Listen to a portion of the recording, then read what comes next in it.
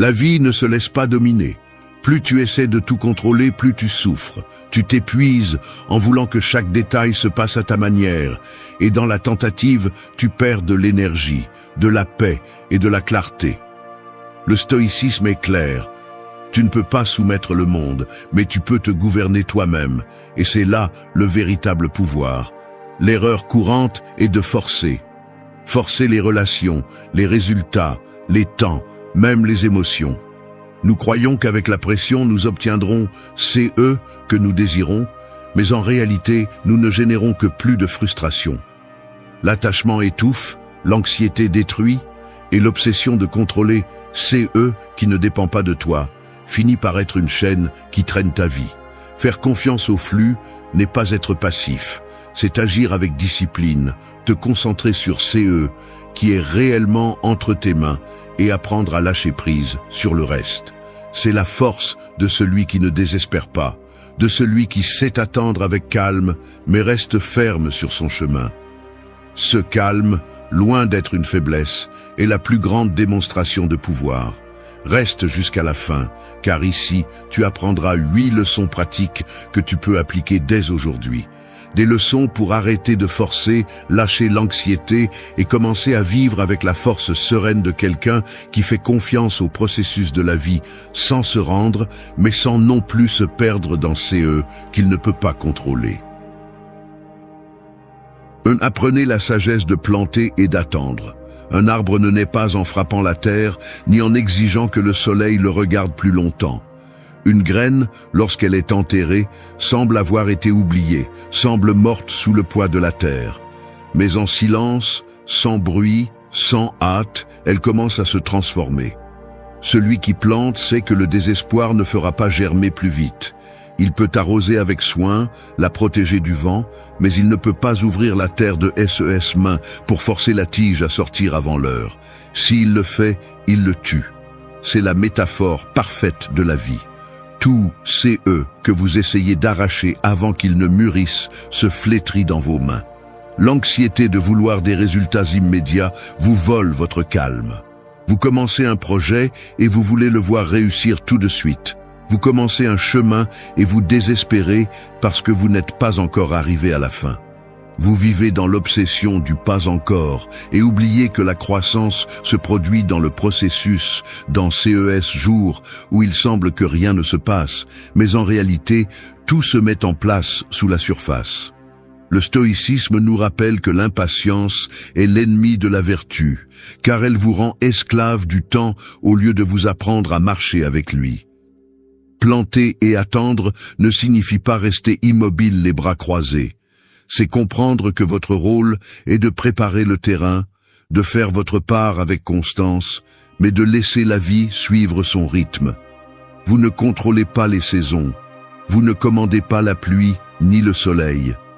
Tout comme un agriculteur ne se torture pas chaque jour en se demandant si la graine a déjà poussé, vous ne devriez pas vivre en pressant le destin pour qu'il s'adapte à vos caprices.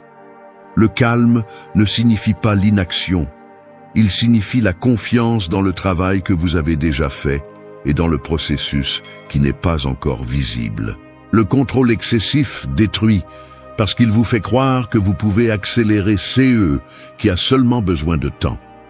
Cette relation que vous forcez perd de son authenticité. Cet objectif que vous poursuivez avec anxiété devient une obsession et vous consume. Lorsque vous apprenez à planter et à attendre, vous découvrez la force de la patience et vous comprenez que CE qui arrive trop vite a aussi tendance à partir trop vite. La solidité se construit avec la répétition, avec la discipline quotidienne, avec un engagement qui n'exige pas de gratification immédiate. Dans la pratique quotidienne, cela signifie apprendre à vous soutenir dans les jours vides, lorsque rien ne semble avancer. Cela signifie écrire, s'entraîner, étudier, construire, même si personne ne l'applaudit encore. Cela signifie avoir confiance en CE, que votre constance est l'eau qui nourrit la graine, même si vous ne voyez pas encore la première feuille. Et surtout, cela signifie résister à la tentation de renoncer parce que le résultat tarde. La graine ne tarde pas, elle a simplement son propre temps. La chose la plus agressive de cette leçon est que la vie ne s'arrête pas pour s'adapter à votre anxiété. Si vous voulez tout rapidement, la seule chose que vous obtenez est de vivre à moitié, en courant après CE qui n'est pas encore là. Planter et attendre est un acte de rébellion contre la hâte, contre le bruit et contre cette voix qui vous dit que CE n'est jamais assez. C'est choisir le calme comme stratégie de pouvoir. C'est dire « je continue, je fais confiance, je ne me plie pas même si le fruit n'apparaît pas encore ». C'est la vraie sagesse. Planter avec discipline, attendre avec confiance et se tenir fermement. Parce que la vie ne répond pas aux cris ni au désespoir. Elle répond à celui qui sait préparer la terre et avoir la patience pour que le vrai fleurisse en son temps. 2. Sois le phare et laisse le reste venir à toi. Un phare ne court pas après les bateaux, il reste ferme, allumé, projetant sa lumière au milieu de l'obscurité. Il ne supplie pas d'être vu, ni ne désespère d'atteindre qui que ce soit. Il brille simplement. Et parce qu'il brille, les bateaux le trouvent. C'est l'image de quelqu'un qui comprend le pouvoir d'être le phare. Il ne poursuit pas, il n'implore pas, il ne gaspille pas son énergie à essayer de contrôler les autres. Il se concentre sur le fait de rester solide, clair et constant. Et à partir de cette fermeté, tout le reste vient naturellement. La vie moderne te pousse à courir dans toutes les directions. Tu veux plaire, prouver, être accepté, validé, reconnu. Tu finis épuisé parce que tu mets ta valeur entre les mains des autres. Et plus tu cours, plus tu te perds toi-même. Le stoïcisme coupe cette illusion à la racine. Tu n'es pas le maître de ces eux que les autres pensent, ni de la façon dont ils réagissent. Tous ces eux que tu peux soutenir, c'est ton propre acte, ton propre caractère. Quand tu comprends cela, ton énergie cesse de se disperser et se concentre en un seul point, en toi. Être le phare n'est pas de l'égoïsme, c'est une stratégie. C'est apprendre à arrêter de chercher à l'extérieur CE qui ne peut être construit qu'à l'intérieur. Quand tu vis en fonction de l'extérieur, tu deviens l'esclave du mouvement des autres. Un jour, tu es en haut parce que quelqu'un t'a applaudi, et le lendemain, tu t'effondres parce qu'on t'a ignoré. En revanche, quand tu deviens un phare, peu importe s'il regarde ou non, ta lumière reste allumée. Ton travail, ta discipline, ton caractère restent stables, et c'est CE qui finit par attirer CE qui compte vraiment. En pratique, cela signifie arrêter de courir après l'approbation. Tu n'as pas besoin d'expliquer à tout le monde CE que tu fais, tu n'as pas à justifier chaque pas. CE qui compte, c'est que tu avances clairement vers CE qui dépend de toi. Fais ton travail avec précision, renforce ton esprit avec discipline, agis avec cohérence. Quand tu fais cela, ceux qui t'entourent commencent inévitablement à le remarquer. L'anxiété naît du désir de contrôler CE qui est hors de ta portée. Tu veux que tout coule à ton rythme, que les autres reconnaissent ton effort, que les opportunités arrivent maintenant. Mais si tu vis dans cette recherche, tu t'épuises. C'est comme vouloir attraper des papillons en courant les mains ouvertes. Plus tu insistes, plus ils s'échappent. Si au lieu de cela tu construis un jardin fertile, ils viennent d'eux-mêmes. C'est ainsi que fonctionne la vie. Le phare est le jardin. Le stoïcisme n'est pas de la passivité, c'est de la force intérieure. Être le phare signifie être tellement centré sur toi-même que tu ne perds pas de temps sur CE qui ne dépend pas de toi. C'est entraîner ton esprit à ne pas se disperser, c'est prendre soin de ton énergie comme d'une ressource sacrée. Il ne s'agit pas d'ignorer le monde, mais de ne pas devenir l'esclave de SES mouvement. Le phare est clair parce qu'il est ancré dans le roc, non pas parce qu'il court après chaque bateau perdu. Tu as aussi besoin de CE roc, tes valeurs, ta discipline, ton but. CE qui est agressif dans cette leçon, c'est qu'elle exige du courage. Parce qu'il est plus facile de courir après les autres que de rester ferme quand le silence t'entoure. Il est plus confortable de mendier de l'attention que de briller en solitude. Mais la grandeur ne se construit pas dans la poursuite, mais dans la constance de celui qui reste ferme, même quand il semble invisible. Sois le phare, Fais ta part avec force, garde ta lumière allumée et laisse le reste venir en son temps. Ne poursuis pas ceux qui ne dépendent pas de toi. Domine-toi, renforce ton caractère et laisse ta présence parler plus fort que ton désespoir. 3. Lâche l'attachement qui étouffe. L'oiseau qui s'accroche avec peur à la branche oublie qu'il est né pour voler. Ceux qui devaient être un soutien finit par devenir une prison. Il en va de même pour l'attachement.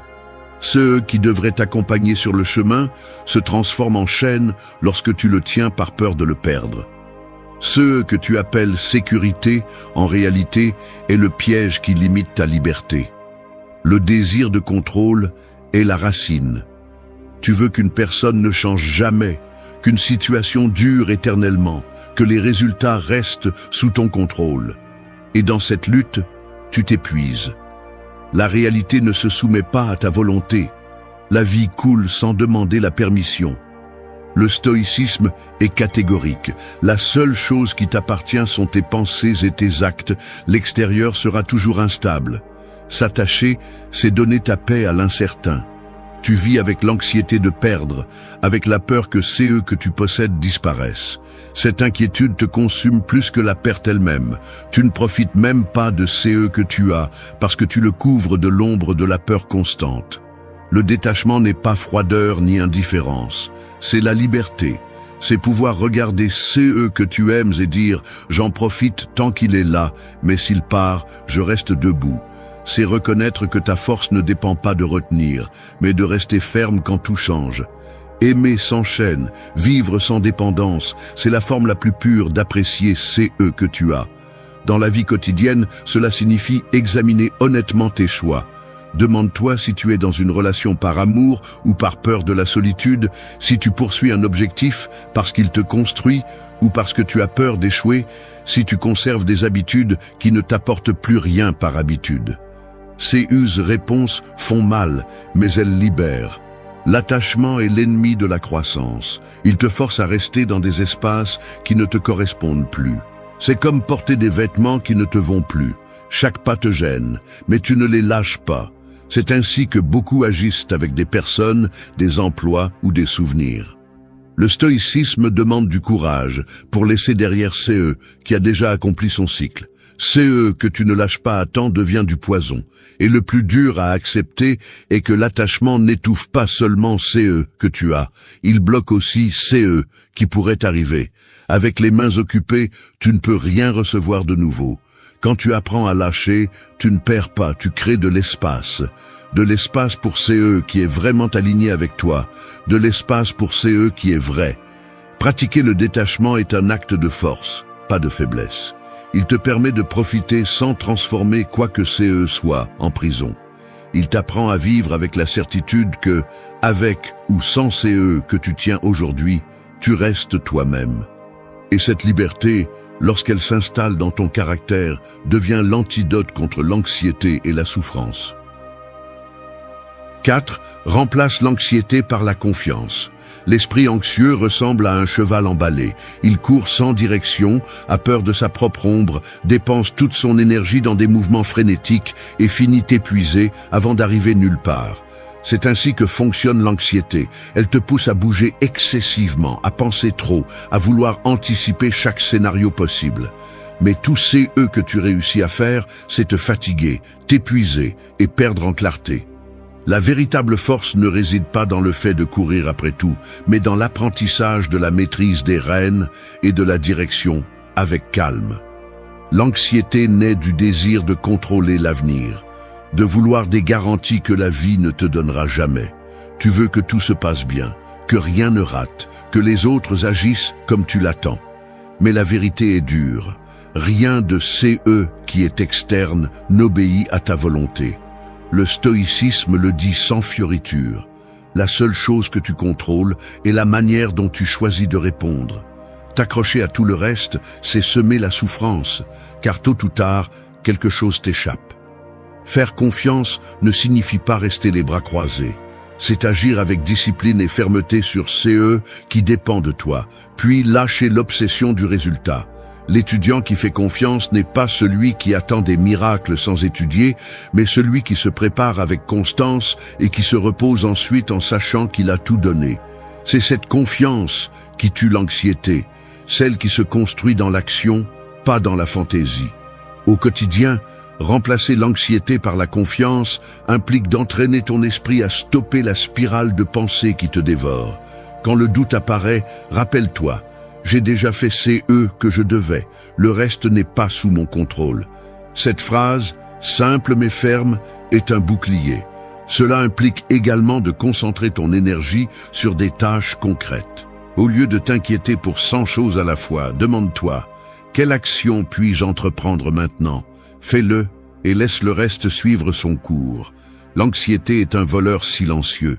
Elle te vole le présent parce que tu es pris au piège dans CE qui n'est pas encore arrivé.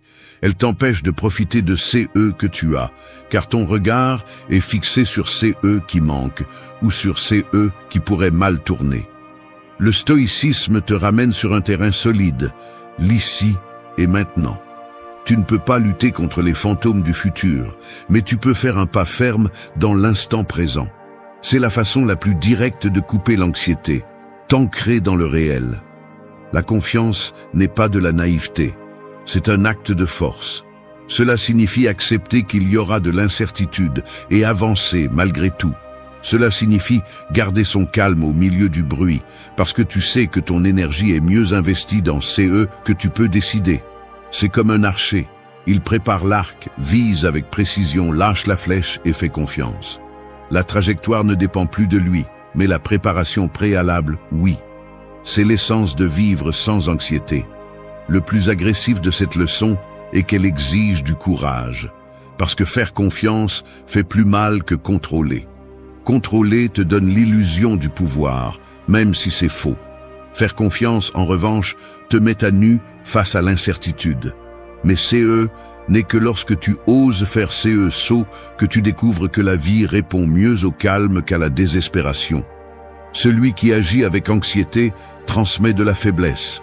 Celui qui agit avec confiance irradie de la force. Changer l'anxiété pour la confiance, c'est choisir d'être maître de toi-même. C'est arrêter de vivre comme un cheval emballé et devenir un cavalier qui guide avec fermeté. C'est reconnaître que peu importe le bruit que fait ton esprit, tu décides de ne pas te soumettre à lui. Et quand tu y arrives, tu découvres que la véritable liberté commence à l'instant où tu arrêtes de lutter contre CE que tu ne peux pas contrôler et que tu apprends à faire confiance au flux de la vie. 5. Trouve l'équilibre entre action et lâcher prise. L'archer qui tire sa flèche sait qu'il y a une limite claire entre CE qui dépend de lui et CE qui ne dépend pas.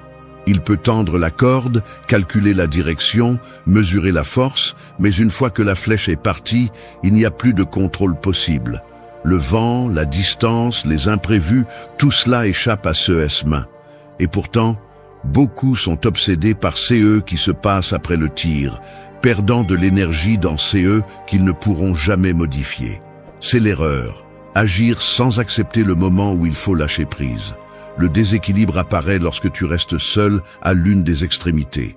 Si tu agis sans lâcher prise, tu te consumes en anxiété.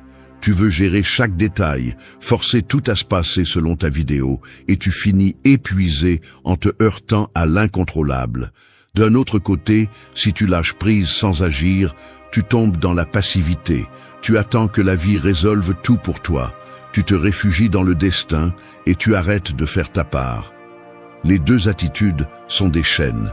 L'équilibre, en revanche, c'est pouvoir agir avec force sur CE, qui dépend de toi, et ensuite faire confiance au flux de l'inévitable. Le stoïcisme enseigne que la grandeur naît de cet équilibre.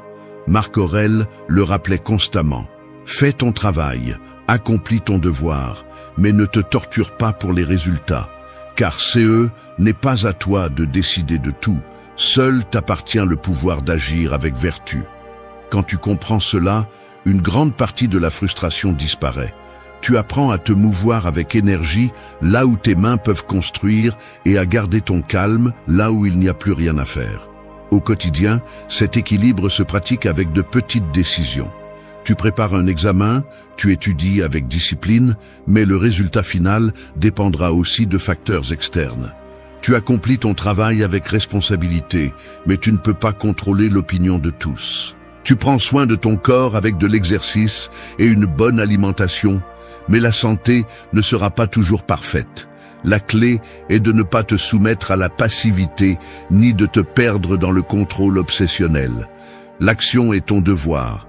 Le lâcher-prise est ta liberté. La société actuelle glorifie la précipitation et le contrôle. Elle te dit que si tu n'y arrives pas, c'est parce que tu n'as pas assez essayé, que tout dépend de toi, que si tu ne forces pas le chemin, tu resteras en arrière. Cette mentalité ne crée que des esclaves de l'anxiété. Le véritable pouvoir réside dans l'acceptation que tu fais CE, que tu dois avec fermeté, puis tu lâches prise. Et CE n'est pas une faiblesse, c'est de l'intelligence. Car s'épuiser contre CE que tu ne peux pas bouger n'est pas de la force, c'est de l'entêtement. L'équilibre signifie discipline, mais aussi confiance. Cela signifie que tu ne laisses pas ta vie entre les mains du hasard, mais que tu ne perds pas non plus ta sérénité face à CE qui échappe à ton contrôle. Tu agis comme l'archer, tu prépares, tu vises, tu tires. Ensuite, tu acceptes CE qui vient, sans que cela détruise ton calme. La sérénité n'est pas de la résignation, c'est la force de celui qui comprend les limites de son pouvoir. Le plus agressif de cette leçon est qu'elle brise l'illusion du contrôle total. Elle t'oblige à regarder en face la vérité. Tu n'es pas omnipotent, et c'est bien, car accepter cette limite ne te retire pas de pouvoir, elle te le rend. Tu arrêtes de gaspiller de l'énergie sur l'impossible et tu la concentres sur CE que tu peux vraiment transformer. Cette approche multiplie tes résultats et te libère du poids inutile de l'obsession. Trouve l'équilibre entre action et lâcher prise. Fais ta part avec discipline, sans paresse ni excuse. Mais lâche aussi CE, qui ne dépend pas de toi. Laisse le vent faire son travail après la flèche. C'est ainsi que l'on vit avec la force tranquille de celui qui agit avec fermeté et fait confiance avec sagesse. Et cette combinaison, plus que tout excès, est celle qui ouvre la voie. 6. Découvre la force de celui qui a confiance. Le mur le plus solide n'est pas toujours celui qui est construit avec des pierres, mais celui qui est construit avec calme. Celui qui s'agite perd l'équilibre. Celui qui désespère laisse des trous dans ses défenses. Mais celui qui a confiance en lui-même et dans le processus reste inébranlable. C'est là le paradoxe. La véritable force ne réside pas dans la rigidité de celui qui tente de tout dominer, mais dans la sérénité de celui qui sait se maintenir au milieu du chaos. L'impulsion de contrôler chaque détail naît de la peur. Tu crains que si tu ne surveilles pas tout, les choses tourneront mal. Tu crains que si tu ne serres pas fort, tu le perdras. Mais cette peur t'affaiblit car elle te rend esclave de ton environnement. La confiance, en revanche, est pouvoir. Il ne s'agit pas de naïveté, mais d'une décision consciente. Agir avec fermeté, puis se reposer dans la certitude que tu as fait ta part. Le stoïcisme insiste sur cette idée. Rien n'est plus fort que la maîtrise de soi. Celui qui a confiance n'a pas besoin de réagir rapidement, ne dépend pas de l'approbation des autres, ne s'effondre pas face à l'incertitude. Alors que d'autres s'épuisent à essayer de deviner chaque mouvement du destin, il avance avec sérénité, sachant que CE, qui est hors de son contrôle, ne définit pas sa valeur. La force de la confiance ne signifie pas attendre passivement. C'est de la discipline en action et de la fermeté dans l'attente. C'est se lever chaque jour pour s'entraîner, travailler, construire, sans être obsédé par le résultat immédiat. Celui qui a confiance comprend que les fruits prennent du temps, mais cela ne l'empêche pas de poursuivre le processus. Au contraire, sa constance devient plus dangereuse car elle ne dépend pas de récompenses rapides.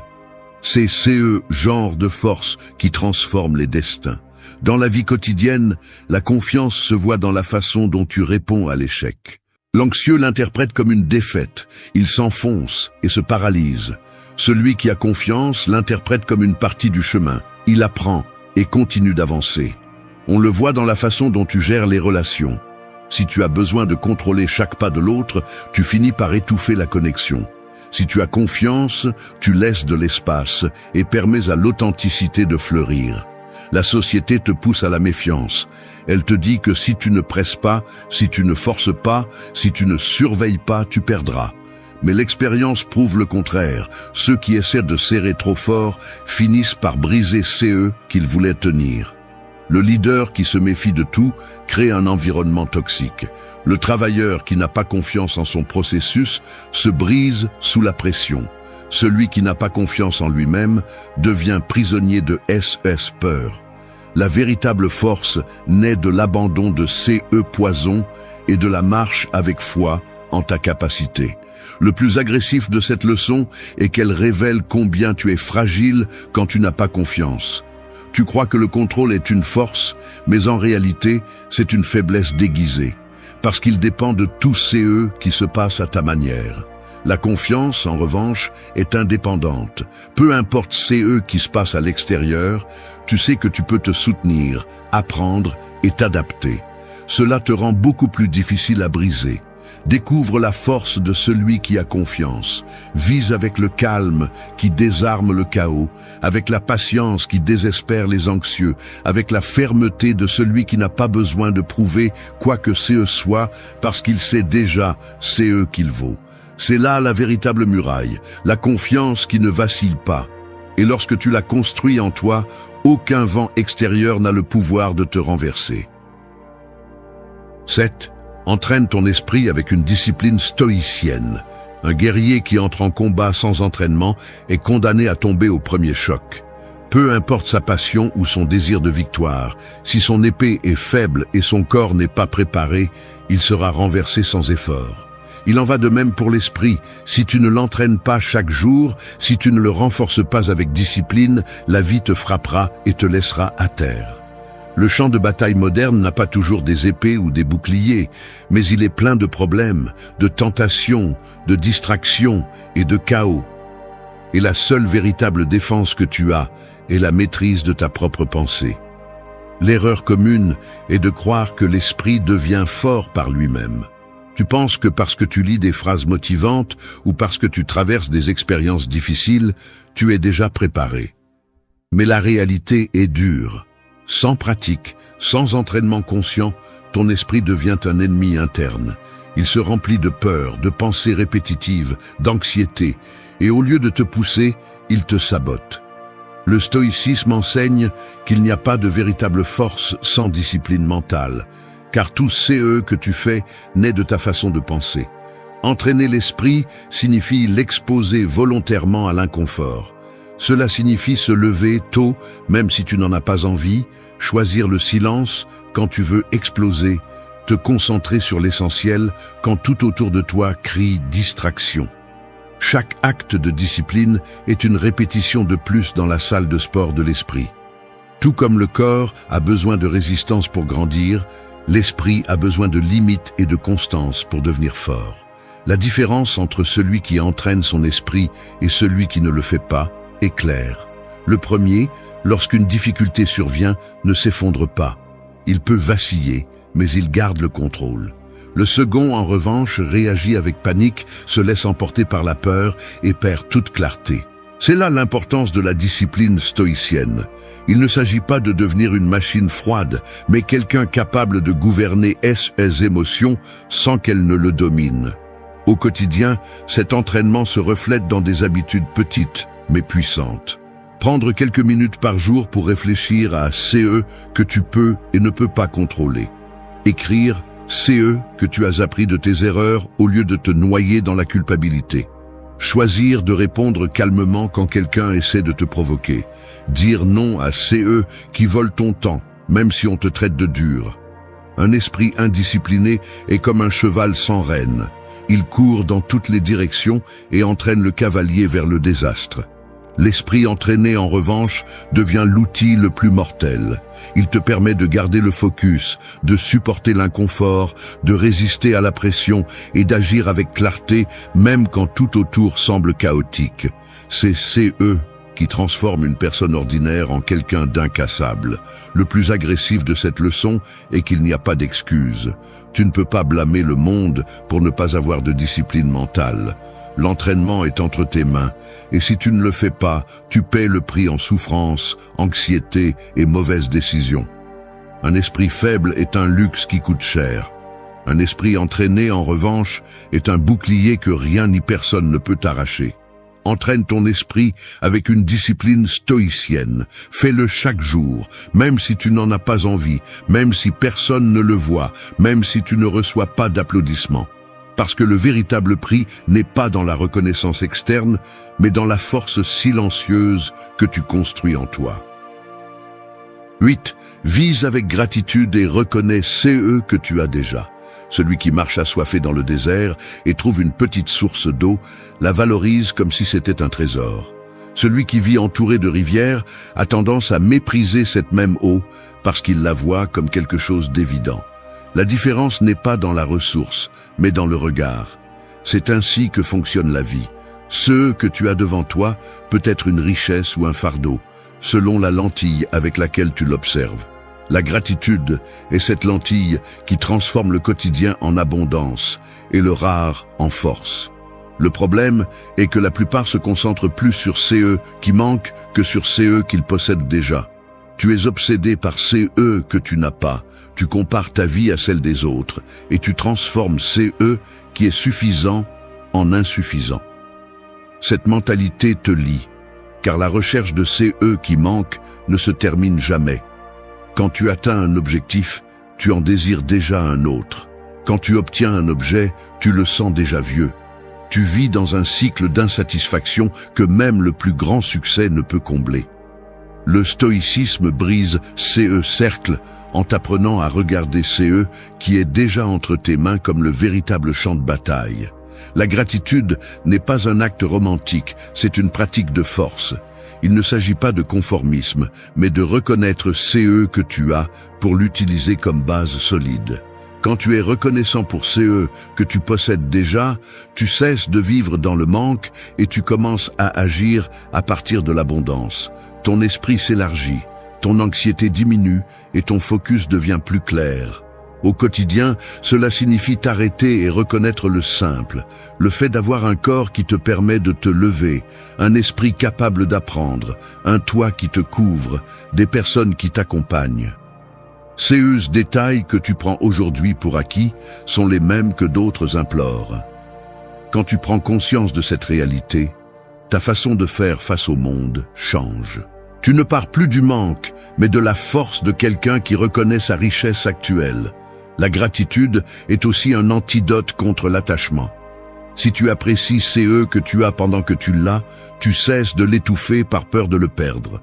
Et si un jour il s'en va, au lieu de te noyer dans le désespoir, tu restes avec la satisfaction de l'avoir pleinement vécu.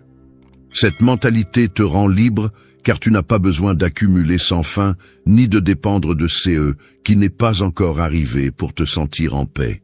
Le plus puissant de cette leçon est qu'elle change ta façon d'interpréter l'adversité.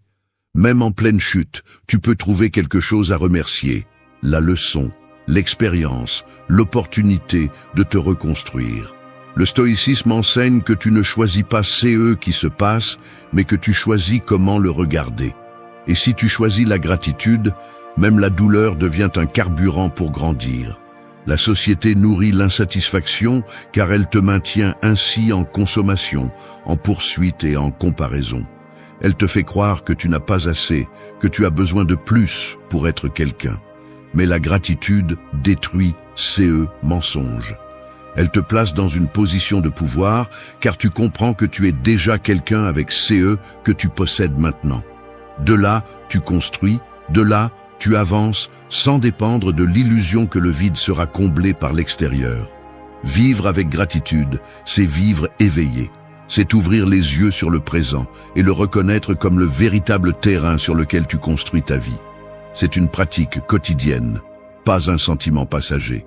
Chaque fois que tu remercies pour CE que tu as, tu renforces la tranquillité, tu fortifies ton esprit et tu te rappelles que l'essentiel est déjà avec toi. Et quand tu le fais, la vie cesse d'être une poursuite sans fin et devient un chemin solide, où chaque pas a du sens parce que tu le fais à partir de l'abondance intérieure. Merci d'être resté jusqu'à la fin de la vidéo. Si vous avez tout vu, commentez « Je suis stoïcien » comme notre signe secret, indiquant que vous êtes un véritable. La plupart des gens vivent comme si la vie était une compétition interminable pour accumuler, impressionner et paraître. Ils courent après les biens matériels, la reconnaissance des autres, des réalisations qu'ils apprécient à peine parce qu'ils pensent déjà à la suivante.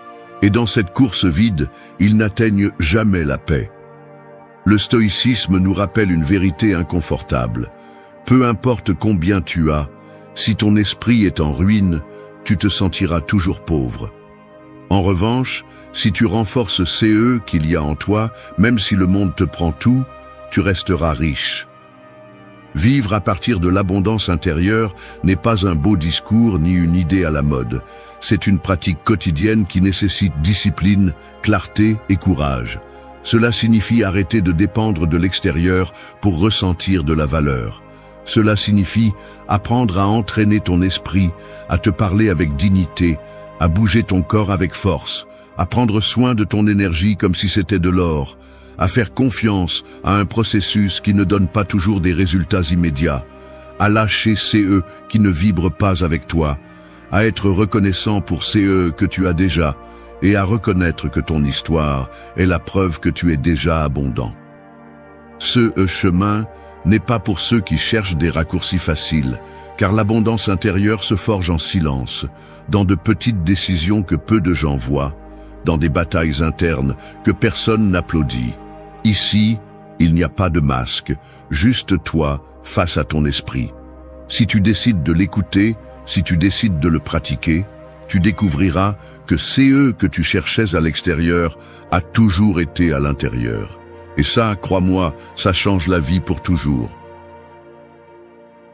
1. Entraîne ton esprit à voir l'abondance.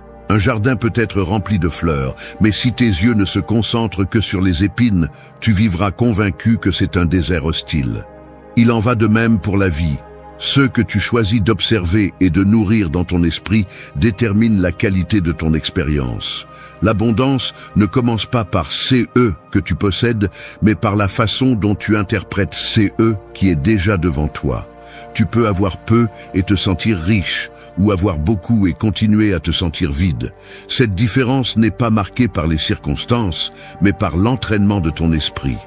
Le stoïcisme nous enseigne que nous ne contrôlons pas les faits, mais bien le regard que nous portons sur eux. Marc Aurèle a écrit dans SE Méditation que la vie est telle que tu la penses, et que si tu arrives à voir l'opportunité au milieu de la difficulté, c'est eux qui semblaient être un obstacle devient un maître. Entraîner ton esprit à voir l'abondance ne signifie pas nier la réalité, ni déguiser les manques avec un optimisme bon marché. Cela signifie t'éduquer pour reconnaître que même dans le simple, dans le petit, dans le quotidien, il y a de la richesse. Le calme d'un matin tranquille, l'air que tu respires, la possibilité d'apprendre, de travailler sur toi, de parler avec quelqu'un qui t'importe, sont des expressions d'abondance que nous passons souvent sous silence, parce que notre esprit a été entraîné à toujours voir c'est eux qui manquent. Celui qui se concentre sur la pénurie vit en se comparant, toujours en dette avec lui-même, esclave du sentiment d'insuffisance. Cet état d'esprit corrode la discipline, draine l'énergie et te rend vulnérable à la manipulation externe, car toute promesse de combler ce vide te séduit. En revanche, lorsque tu entraînes ton esprit à voir l'abondance, tu deviens libre. Tu arrêtes de mendier la validation, tu arrêtes de supplier la reconnaissance, tu arrêtes de te traîner pour ce que les autres possèdent. Tu commences à marcher avec la sérénité de celui qui comprend qu'il a déjà un sol solide sous les pieds et qu'à partir de là, il peut construire ce qui manque sans sentir que sa vie en dépend. Cet entraînement exige une pratique quotidienne. Il ne suffit pas de dire « je suis abondant » et de continuer à te plaindre de ce que tu n'as pas. Il s'agit de diriger ton attention de manière consciente. Chaque fois que ton esprit s'accroche à ce qui te manque, fais l'effort de te rappeler ce que tu as déjà. Fais de la gratitude un exercice mental, non pas comme un cliché, mais comme une arme contre la perception du manque. Si ton esprit insiste à dire Il me manque, réponds-lui avec un « j'ai déjà ». Si elle insiste pour te montrer le vide, apprends-lui à voir la graine qui est en train de germer. Cette confrontation constante est le véritable entraînement. Le stoïcien ne se trompe pas en pensant que tout est parfait, mais il ne sombre pas non plus dans le drame de CE qui manque. Il apprend à voir la vie à travers une lentille plus large, où chaque perte révèle une opportunité, chaque chute un apprentissage, chaque moment présent une richesse irremplaçable. C'est vivre à partir de l'abondance intérieure et entraîner l'esprit à le voir, et c'est eux qui séparent ceux qui ressentent toujours la faim émotionnelle de ceux qui marchent en paix, même si le monde est un chaos. Si tu choisis ce chemin, tu découvriras que l'abondance n'est pas une destination à laquelle tu arrives, mais une façon de regarder pendant que tu marches. Et lorsque ton esprit s'habitue à cette vision, même au milieu de la tempête, tu trouveras des raisons de te sentir comblé. C'est la véritable force, celle que personne ne peut te prendre. 2. Parle-toi avec dignité et valeur. Imagine que ton esprit est comme un écho dans une immense grotte. Chaque mot que tu lances rebondit et revient multiplié. Si les mots sont de mépris, CE qui revient est un bruit constant d'insuffisance. Mais si CE que tu envoies sont des messages de dignité, CE qui revient est une force qui te soutient. Cette grotte, c'est toi, et la voix que tu entends tous les jours n'est pas celle du monde, c'est la tienne. Le stoïcisme nous rappelle que CE que nous pensons et disons de nous-mêmes crée le cadre dans lequel nous vivons. Tu ne peux pas construire de force intérieure si ton dialogue interne est une chaîne d'insultes et de doutes. Tu ne peux pas non plus attendre le respect du monde si tu es le premier à te manquer de respect. Te parler avec dignité n'est pas un geste superficiel ni une phrase motivante que tu répètes devant le miroir. C'est une décision consciente de ne pas dégrader ta valeur avec des pensées qui t'enchaînent. Celui qui se parle durement en permanence finit par croire qu'il ne mérite rien, que son effort est inutile, que SES erreur le définisse. C'est le piège de l'esprit sans discipline. Une erreur commise devient une sentence, un échec une identité, une critique une vérité absolue. Et ainsi, sans s'en rendre compte, la personne construit sa propre prison. Le stoïcien, en revanche, apprend à utiliser le mot interne comme un marteau qui forge, non comme une arme qui détruit. Il reconnaît l'erreur, mais ne s'insulte pas. Il accepte la chute, mais ne se rabaisse pas. Il s'exige fermement, mais se traite avec respect. Te parler avec dignité ne signifie pas te gonfler d'illusions ni vivre dans une fantaisie de grandeur. Cela signifie te rappeler que ta valeur ne dépend pas des succès ou des échecs du jour, mais de ta capacité à te relever et à continuer avec intégrité. Quand tu te parles avec dignité, tu cesses d'être ton propre ennemi.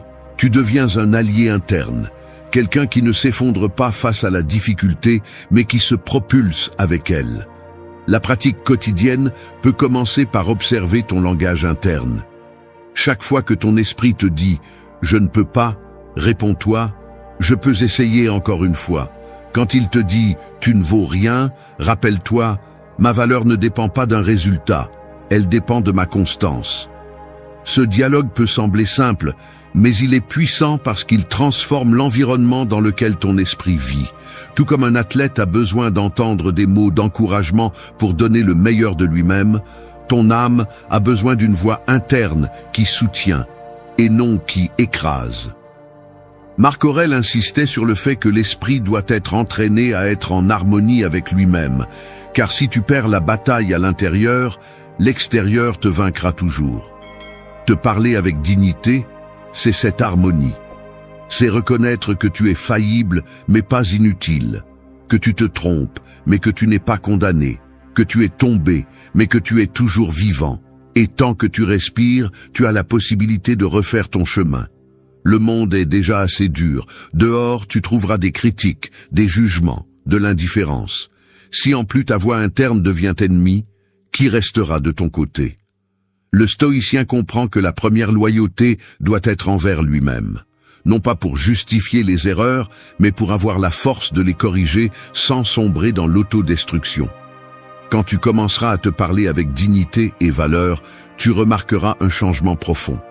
Tu n'auras pas besoin que les autres te rappellent « c'est eux que tu vaux », car tu n'attendras plus les miettes extérieures. Ta voix sera suffisante pour te maintenir debout. Et cette fermeté se remarque, elle se transmet.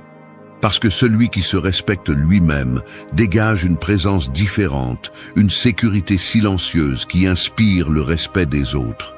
Te parler avec dignité est un acte de discipline. Ce n'est pas laisser l'esprit se déborder, c'est le diriger. C'est choisir chaque mot interne comme on choisit les pierres avec lesquelles on construit sa maison. Fais le mal et tu vivras dans les ruines. Fais le bien et tu habiteras un lieu solide où chaque pensée est le fondement de ta force. C'est là le véritable pouvoir du stoïcien. Même sa voix interne n'ose pas le trahir. 3. Bouge et respire avec force. Le corps est comme une armure. Si tu ne l'utilises pas, elle rouille. Si tu la négliges, elle se fissure. Si tu la portes sans discipline, elle finit par te peser plus qu'elle ne te protège. Le mouvement et la respiration sont le polissage constant de cette armure. Il ne s'agit pas seulement de rester en forme physique, il s'agit de former ton esprit à travers ton corps. Chaque fois que tu bouges tes muscles, chaque fois que tu inspires consciemment, tu envoies un message clair. Je suis toujours là. Je reste ferme, je reste maître de moi-même. Les stoïciens comprenaient que le corps et l'esprit ne peuvent pas être séparés. Sénèque disait qu'un esprit fort a besoin d'un corps préparé, car les exigences de la vie nécessitent de la résistance. Si ton corps s'affaiblit, ton esprit le fera aussi. Et si ton esprit abandonne, ton corps tombera derrière lui. Bouger et respirer avec force, c'est reconnaître que tu n'es pas seulement des pensées, tu es de l'action, tu es de la chair, tu es de l'énergie en mouvement. L'abondance intérieure ne fleurit pas chez quelqu'un qui s'abandonne physiquement. Tu ne peux pas parler de paix et de discipline si ta respiration est chaotique, si ta posture reflète la défaite, si ton corps devient une prison plutôt qu'un allié. Le mouvement quotidien, même le plus simple, est un acte de résistance contre l'inertie qui entraîne la majorité. Marcher avec assurance, s'entraîner même si la journée est lourde, respirer calmement au milieu du bruit, sont des gestes qui semblent petits mais qui renforcent la racine de ton être. Celui qui bouge et respire avec force dégage une présence différente. C'est quelqu'un qui n'a pas besoin de parler beaucoup parce que sa façon d'être dans le monde transmet l'équilibre. Observe quelqu'un qui s'entraîne avec discipline, qui respire profondément avant d'agir, qui garde le dos droit même s'il est fatigué. Cette personne communique avec son corps, c'est eux que beaucoup essaient de feindre avec des mots vides, maîtrise, clarté et confiance. L'entraînement stoïcien commence par l'intérieur, mais ne s'arrête pas là. L'esprit se forme avec des idées, oui, mais aussi avec des actions physiques qui renforcent ces idées. Ce n'est pas un hasard si de nombreux philosophes marchaient de longues distances pendant qu'ils réfléchissaient. Le mouvement aide à penser, la respiration aide à ordonner l'esprit. Chaque inspiration profonde est une façon de prendre le contrôle du chaos interne. Chaque pas ferme est un rappel que tu n'es pas stagnant, que tu avances même si c'est peu. Le monde moderne a oublié cette vérité simple. Des vies sédentaires, des respirations courtes, des corps voûtés devant des écrans. Cet abandon physique reflète l'abandon interne. Un esprit qui cherche l'abondance ne peut pas se permettre cette faiblesse. Cela ne signifie pas que tu dois avoir un corps parfait ou devenir un athlète. Cela signifie que tu dois entraîner ton corps comme un symbole de respect envers toi-même. Le stoïcien prend soin de lui parce qu'il comprend que la force extérieure soutient l'intérieur. Respirer avec force est plus qu'oxygène, c'est un rituel de calme. Inspirer profondément avant de répondre évite des mots qui blessent ensuite. Expirer lentement quand la colère monte évite des décisions qui détruisent. La respiration est le pont entre l'esprit et le corps, et la maîtriser, c'est se maîtriser soi-même. Le mouvement, quant à lui, est le langage physique de ta discipline.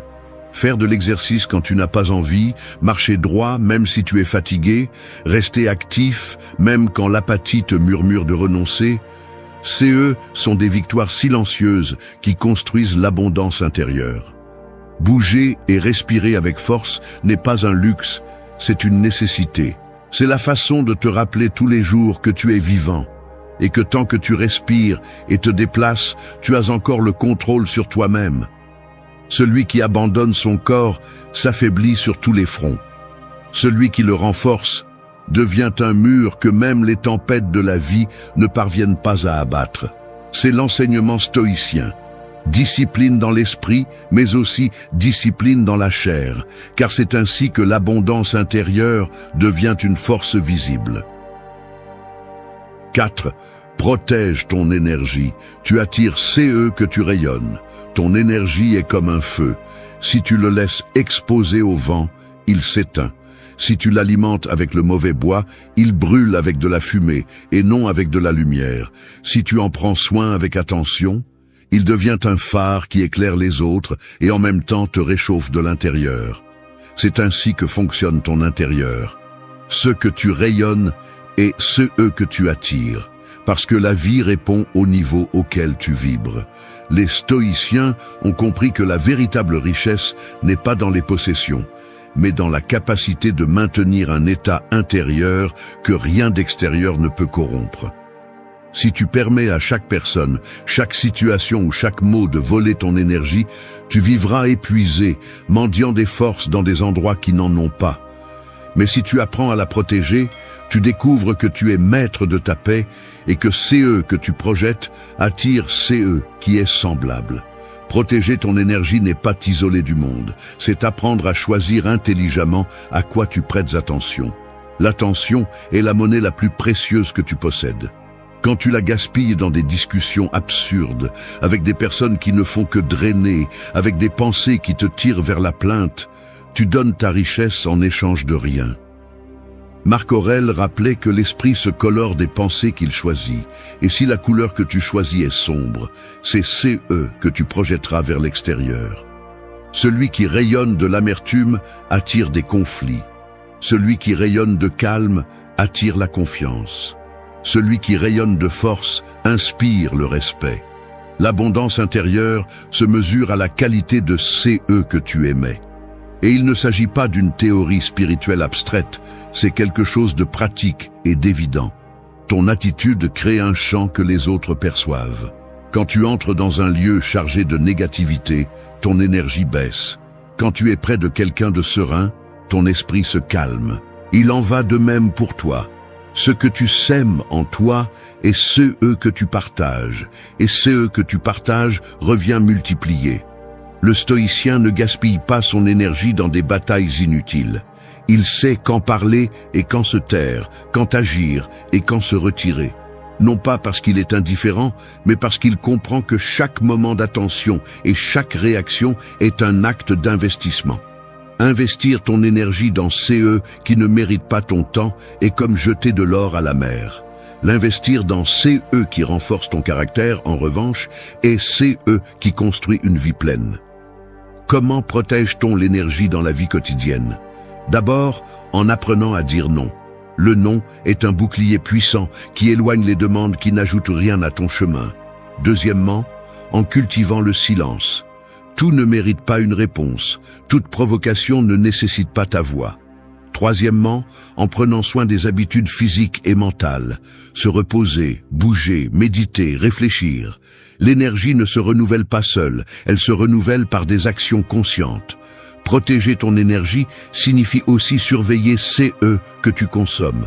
Pas seulement CE que tu manges ou bois, mais CE que tu lis, CE que tu vois, CE que tu entends. Si tu remplis ton esprit de bruit, ton feu intérieur s'étouffe dans la fumée. Si tu choisis avec soin CE qui entre, ta lumière se renforce. Sénèque avertissait que la compagnie et les contenus que nous choisissons façonnent notre âme plus que nous ne le croyons. La question est, nourris-tu ton feu avec des déchets ou avec du bois qui le fait grandir? Rappelle-toi toujours, tu attires CE que tu rayonnes. Si tu veux la paix, rayonne la paix. Si tu veux le respect, rayonne le respect. Si tu veux l'abondance, sème des pensées et des actes qui reflètent l'abondance. Tu ne peux pas exiger du monde CE que tu n'es pas prêt à cultiver en toi. Le stoïcien devient un aimant, non pas par manipulation, mais par cohérence. Car celui qui protège son énergie devient quelqu'un de si solide que CE qu'il projette ne peut être ignoré. Protège-toi, prends soin de ton feu, nourris-le correctement. Ne laisse pas n'importe qui souffler sur ta flamme. Rayonne avec force, et tu verras comment CE qui revient à toi porte la même intensité avec laquelle tu as choisi de vivre. C'est la loi silencieuse de l'abondance intérieure. 5. Fais confiance au processus même s'il est long. Un arbre ne se précipite pas pour grandir, il ne se dispute pas avec le temps, il ne maudit pas la pluie et ne désespère pas pendant les jours de sécheresse. Il se contente de prendre racine, d'attendre, et lorsque la bonne saison arrive, il fleurit. C'est ainsi que fonctionne la vie. Un processus qui ne s'adapte pas toujours à ton impatience, mais qui répond toujours à la constance. Faire confiance au processus signifie accepter que ton effort n'est pas inutile, même si tu ne vois pas encore les fruits. Le stoïcisme enseigne que CE que nous contrôlons, c'est l'action, pas le résultat. Épictète répétait que la clé de la liberté réside dans la distinction entre CE qui dépend de toi et CE qui ne dépend pas de toi. Ta discipline, ton effort, ta façon de faire face à chaque jour sont à toi. Le quand, le comment et la taille de la récompense ne le sont pas. L'anxiété naît de cette confusion. Tu prétends contrôler CE qui n'a jamais été entre tes mains et tu finis par oublier la seule chose que tu pouvais faire, continuer à avancer. Faire confiance au processus n'est pas de la résignation, c'est du courage. C'est avoir la force de semer sans savoir quand cela germera. C'est s'entraîner sans applaudissements, étudier sans diplômes immédiats, lutter sans témoins. L'abondance intérieure se renforce dans cette patience active que peu de gens supportent. Beaucoup abandonnent en cours de route parce que les résultats n'arrivent pas à la vitesse de leurs désirs. Mais le stoïcien sait que la grandeur se mijote à feu doux. Regarde l'histoire de toute personne qui a atteint une vie épanouie. Personne n'y est parvenu du jour au lendemain. La patience faisait partie de leur caractère. Celui qui abandonne vite se retrouve piégé dans des cycles de débuts et d'abandon, toujours à la recherche de résultats instantanés, toujours vides. Celui qui fait confiance au processus comprend que la valeur est dans le voyage, pas seulement dans la destination. Chaque jour discipliné est déjà une victoire silencieuse. Ce principe s'applique à tout, aux relations, au travail, à l'épanouissement personnel. Lorsque tu places ta foi dans le processus, tu arrêtes de mesurer ta vie en minutes et tu commences à la voir en saison. Une saison d'apprentissage peut sembler dure, une saison d'épreuve peut sembler interminable, mais chacune joue son rôle. Et tant que tu maintiens la constance, le processus continuera à travailler, même si tu ne le vois pas. Tout comme la graine brise la terre en silence, ta discipline ouvre la voie à des résultats qui se montreront tôt ou tard. Comment pratiquer cela dans la vie quotidienne? D'abord, en se rappelant que le contrôle absolu est une illusion. Tu contrôles CE que tu fais aujourd'hui, rien de plus. Deuxièmement, en évaluant tes pas, pas ton objectif. Demande-toi chaque soir, ai-je été cohérent avec mes valeurs? Ai-je agi avec discipline? Ai-je progressé même un peu? Si la réponse est oui, alors le processus est en vie, même si les fruits ne se voient pas encore. Troisièmement, en résistant à la comparaison avec les autres. Chaque processus est différent, chaque terrain a son temps. Te comparer n'est que déraciner ta propre graine. Sénèque disait que rien de sage n'arrive d'un coup. Les choses qui valent la peine prennent du temps à se faire. C'est le rappel que tu dois tatouer dans ton esprit. L'abondance intérieure n'est pas un coup de chance, c'est le résultat de maintenir l'effort alors que les autres abandonnent. C'est garder la foi en ton chemin quand il semble encore sombre. Fais confiance au processus même s'il est long, parce que CE que tu construis lentement ne s'effondre pas facilement. CE qui est gagné avec patience est apprécié plus profondément. Et pendant que la majorité court désespérément à la recherche de gratifications immédiates, tu marcheras fermement, sachant que chaque pas est déjà une partie du triomphe. Le temps travaille pour celui qui l'honore avec discipline. C'est la véritable victoire du stoïcien. 6. Lâche CE qui ne vibre pas avec toi. S'accrocher à CE qui ne correspond plus à ta vie, c'est comme porter un sac plein de pierres tout en essayant d'escalader une montagne. Chaque pas devient plus lourd, chaque mouvement plus lent. Et le pire, c'est que ces pierres ne te protègent ni ne te nourrissent, elles te tirent seulement vers le bas. Le stoïcisme enseigne que l'une des formes de liberté les plus puissantes est de lâcher prise. Lâcher prise n'est pas perdre, c'est choisir consciemment de ne pas porter CE qui épuisent ton esprit, ton corps et ton âme. Nous vivons dans une culture qui glorifie l'accumulation. Accumuler des biens, accumuler des relations, accumuler des expériences, comme si tous CE qui arrivent devaient rester pour toujours. Mais tous CE qui entrent dans ta vie ne méritent pas une place permanente. Certaines personnes, habitudes et pensées accomplissent un cycle, te laissent une leçon et doivent partir. Si tu résistes à cela, tu ne perds pas seulement la paix, tu fermes aussi la porte à la nouveauté qui a besoin d'espace pour arriver. Le stoïcien comprend que la vie est en constante évolution et que CE qui semble vital aujourd'hui peut devenir un fardeau inutile demain. Marc Aurèle écrivait que s'attacher à CE qui ne dépend pas de nous est la source de la plus grande souffrance. Et bien souvent, CE qui ne vibre plus avec toi appartient à cette catégorie. Des relations qui t'épuisent, des routines qui n'ont plus de sens, des pensées qui sont devenues des chaînes. L'abondance intérieure ne peut pas croître sur un terrain envahi par les mauvaises herbes.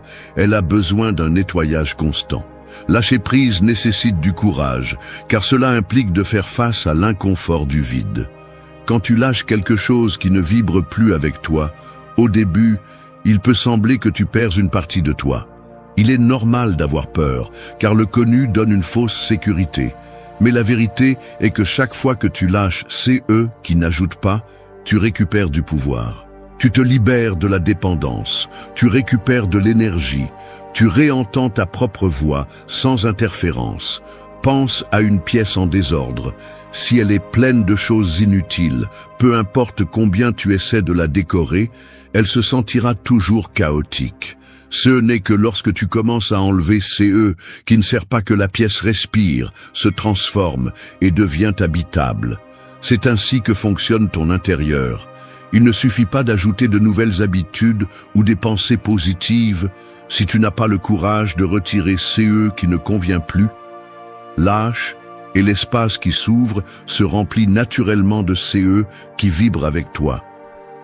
Dans la vie quotidienne, cela signifie apprendre à reconnaître CE qui te volent de l'énergie, une conversation qui te laisse toujours vide, une habitude qui sabote ta discipline, une idée fixe qui te plonge dans la plainte. L'exercice stoïcien n'est pas d'accumuler sans filtre, c'est d'observer clairement et de te demander « Est-ce que cela renforce ou affaiblit mon chemin ?» Si la réponse est affaiblie, la prochaine étape est claire, lâcher prise. Sénèque avertissait que le temps est notre ressource la plus précieuse et que nous le gaspillons sur CE qui ne méritent pas notre attention. Lâche, car chaque jour où tu soutiens CE qui ne vibre plus avec toi est un jour de moins pour construire CE qui le fait. Lâche la relation qui ne te respecte pas. Lâche la pensée qui te minimise. Lâche la routine qui te maintient stagnant. Non pas comme un acte de mépris, mais comme un acte d'amour de soi. L'abondance intérieure se manifeste lorsque tu marches léger, lorsque ton esprit et ton âme ne traînent pas CE qui auraient dû être laissés derrière. Lâcher prise n'est pas un acte de faiblesse, c'est une déclaration de force.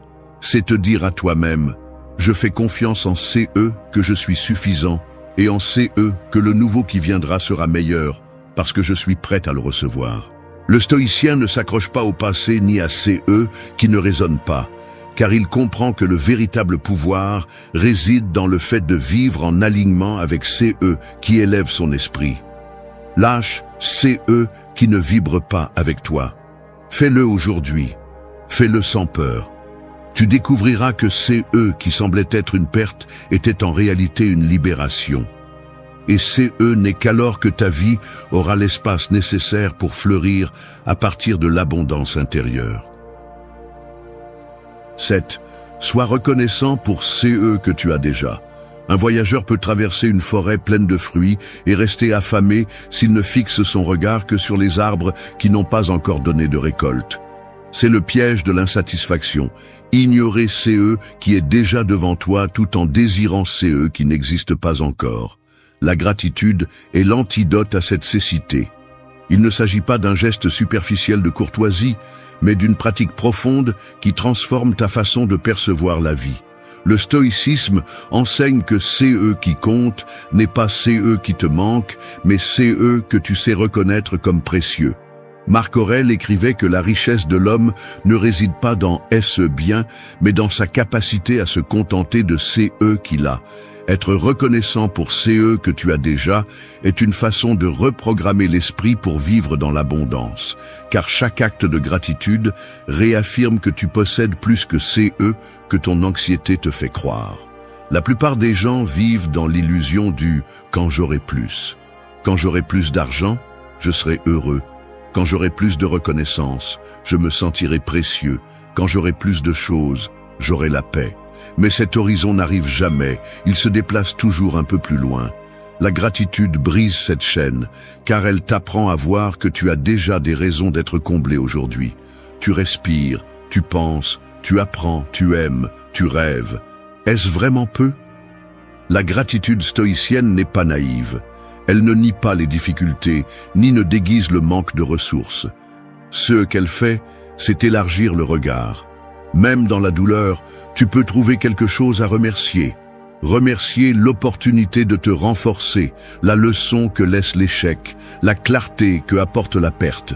Sénèque disait que le sage remercie même l'adversité, car il comprend que sans elle, son caractère ne serait pas trempé. C'est la différence entre celui qui sombre et celui qui s'élève. Tous deux souffrent, mais l'un remercie la leçon et l'autre maudit son sort. Pratiquer la gratitude ne nécessite pas de rituel complexe. Commence par t'arrêter un moment chaque jour et observer CE qui est déjà avec toi. Le lit dans lequel tu dors, la nourriture que tu as eue, la personne qui t'a écouté, la capacité de recommencer. Écrire 3 choses chaque soir pour lesquelles tu es reconnaissant peut sembler simple, mais cela change ta façon de voir le monde. Entraîne ton esprit à reconnaître CE qu'il a déjà, et il cessera d'être obsédé par CE qui manque. Être reconnaissant te protège aussi de la comparaison. Celui qui se concentre sur CE qu'il a ne perd pas de temps à mesurer sa vie à celle des autres. La gratitude coupe l'envie à la racine, car elle transforme le quotidien en suffisant. Et quand le quotidien se sent suffisant, tout le reste devient un extra, pas une nécessité. C'est là la véritable abondance, non pas celle qui accumule des choses, mais celle qui reconnaît la valeur dans la simplicité. Le stoïcien est reconnaissant parce qu'il sait que la vie est éphémère. Rien ne garantit que CE que tu apprécies aujourd'hui sera là demain. Être reconnaissant est une façon d'honorer CE qui existent avant qu'ils ne se perdent. C'est vivre éveillé, non anesthésié par la hâte d'avoir plus. Quand tu es reconnaissant, même les jours difficiles prennent une teinte différente, car tu comprends que chaque instant, bien que dur, fait partie du privilège d'être en vie. Sois reconnaissant pour CE que tu as déjà. Fais-le avec l'esprit clair et le cœur ferme. Ne le transforme pas en une habitude mécanique. Fais-le comme celui qui polit une pierre jusqu'à CE qu'elle brille. Car dans cette pratique, tu découvriras que tu n'as jamais été vide, que tu n'as jamais été pauvre, que tu n'as jamais manqué de tout. Tu étais simplement aveugle à la richesse qui habitait déjà ta vie.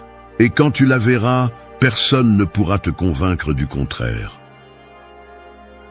8. Reconnais ton histoire comme une preuve d'abondance. Ta vie est comme un livre écrit avec des pages que personne d'autre ne possède. Certaines sont tachées, d'autres déchirées, d'autres encore remplies de lignes qui te rendent fier aujourd'hui. Mais l'important n'est pas la perfection du texte, mais le simple fait que tu continues à écrire. Reconnaître ton histoire comme une preuve d'abondance, c'est comprendre que CE que tu as surmonté est déjà une richesse, que chaque chute qui ne t'a pas détruit est devenue un fondement, que chaque blessure cicatrisée est un témoignage de ta force. Le stoïcisme enseigne que nous ne devons pas fuir le passé ni le maudire, mais l'utiliser comme un outil. Marc Aurèle rappelait que c'est eux que tu as enduré et c'est eux qui t'a rendu plus fort. Souvent, nous cherchons une validation externe pour sentir que nous avons de la valeur, oubliant que notre histoire est déjà une preuve de résistance. Tu es ici en train de lire CES mots, et cela signifie que tu as vaincu des batailles que d'autres n'ont pas supportées. C'est ça l'abondance, non pas de biens, mais d'expérience, d'apprentissage, de vie accumulée. La plupart des gens se concentrent sur CE qu'ils ont perdu, sur CE qu'ils n'ont pas réussi, sur CE qui leur manquent. Mais le stoïcien tourne son regard et reconnaît CE qu'il a gagné à chaque étape. Une trahison peut avoir enseigné le discernement, un échec peut avoir développé la résilience, une douleur profonde peut avoir ouvert la porte à l'empathie. Reconnaître ton histoire n'est pas romantiser les cicatrices, c'est les regarder sans honte et dire « Grâce à cela, je suis plus fort aujourd'hui ». Fais l'exercice de revoir ton parcours. Pense au moment où tu as juré que tu ne pourrais pas continuer, et pourtant, tu as continué. Pense au jour où tu te sentais en ruine, et pourtant tu as trouvé quelque chose pour te soutenir. C'est la preuve que l'abondance vit déjà en toi, car CE que tu as n'est pas seulement CE qui est à l'extérieur, c'est la capacité de t'être maintenu debout. Reconnaître ton histoire comme une preuve d'abondance te libère du besoin de prouver aux autres CE que tu vaux. Ta vie le prouve déjà. Tu n'as pas besoin de l'embellir, tu n'as pas besoin d'approbation. Ta simple existence est une déclaration silencieuse de force. Et quand tu le comprends, la recherche externe perd de sa puissance, car ta richesse est déjà écrite sur chaque page de ton parcours. Merci d'être resté jusqu'à la fin de la vidéo. Si vous avez tout vu, commentez « Je suis stoïcien ». Quand un homme étreint avec hâte, avec anxiété ou avec le besoin d'impressionner, la seule chose qu'il transmet est l'insécurité. Mais quand un homme s'arrête, respire et se livre au moment avec calme, cette même étreinte devient une marque indélébile dans la mémoire. Parce qu'il ne s'agit pas de combien de mots tu dis, ni de combien tu serres fort, mais de l'énergie qui émane de toi en silence. L'étreinte est plus qu'un contact physique. C'est un langage qui n'a pas besoin de traduction. Un langage qui parle de qui tu es, de combien de contrôle tu as sur toi-même et de combien ta présence est ferme. Et voici la vérité. Tout le monde ne sait pas étreindre, parce que tout le monde ne sait pas se maîtriser. Le nerveux cherche l'approbation, l'impulsif réagit sans penser, l'insécurisé exagère pour combler le vide. L'homme qui comprend le stoïcisme, en revanche, transforme cet instant en un geste serein qui transmet la valeur, le respect et le mystère. Dans cette vidéo, tu n'entendras pas de fioritures ni de fausses promesses. Ici, nous allons parler clairement. Une étreinte peut être commune ou peut être inoubliable, et la différence réside dans le calme, dans la pause, dans la maîtrise de soi. Reste jusqu'à la fin, car ces leçons te montreront comment transformer quelque chose de quotidien en un acte qui laisse une trace. 1. Apprends à t'arrêter avant de réagir. Tu dois comprendre quelque chose clairement. Tu n'es pas un reflet, ni un mouvement automatique qui répond par inertie. Si tu veux que ton étreinte ne passe pas inaperçue, la première chose que tu dois maîtriser est la capacité de t'arrêter avant de réagir. La plupart des hommes agissent comme des machines. Quelqu'un s'approche, tend les bras et ils rendent le geste sans y penser. Ils le font rapidement, nerveusement, comme s'ils craignaient qu'une seconde d'attente gâche le moment. Mais ce qui gâche vraiment l'expérience, c'est cette précipitation. Lorsque tu réagis immédiatement, tu communiques l'anxiété, l'insécurité et le besoin d'approbation. L'homme qui sait s'arrêter fait la différence dès le premier instant. Avant de bouger un muscle, respire. Sens l'air, observe, prends le contrôle du moment. Cette seconde de pause est plus puissante que tu ne l'imagines, car elle transforme un geste automatique en un acte conscient. Lorsque l'autre personne perçoit que tu n'agis pas par impulsion, mais par choix, ce qu'elle reçoit n'est pas seulement une étreinte, c'est un message silencieux.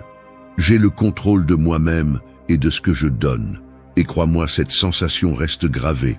T'arrêter avant de réagir ne signifie pas froideur, cela signifie fermeté. Pense au calme avant une tempête, à ce silence qui pèse plus que n'importe quel bruit. Tu n'as pas besoin de te précipiter pour transmettre de l'affection. Tu as besoin de présence. Une seconde de pause communique que tu marques le rythme, que tu n'es pas emporté par les circonstances. C'est l'essence d'un homme serein, quelqu'un qui n'agit pas juste parce que, mais parce qu'il décide. Cette habitude ne se construit pas du jour au lendemain. Tu dois l'entraîner au quotidien. Chaque fois que quelqu'un te parle et que tu ressens l'impulsion de répondre immédiatement, arrête-toi. Fais l'exercice de garder le silence pendant quelques secondes. Laisse cette petite pause te donner le temps d'organiser tes mots et de permettre à l'autre personne de percevoir ton contrôle. Applique cette pratique à tes étreintes. Lorsque quelqu'un s'approche, ne réponds pas comme tout le monde. Regarde d'abord. Maintiens le contact visuel un instant, laisse l'autre percevoir ton calme et seulement après, rends le geste. Il ne s'agit pas de retarder tant que cela semble être un rejet, mais de freiner suffisamment pour qu'il soit clair que tu choisis, que tu ne réagis pas.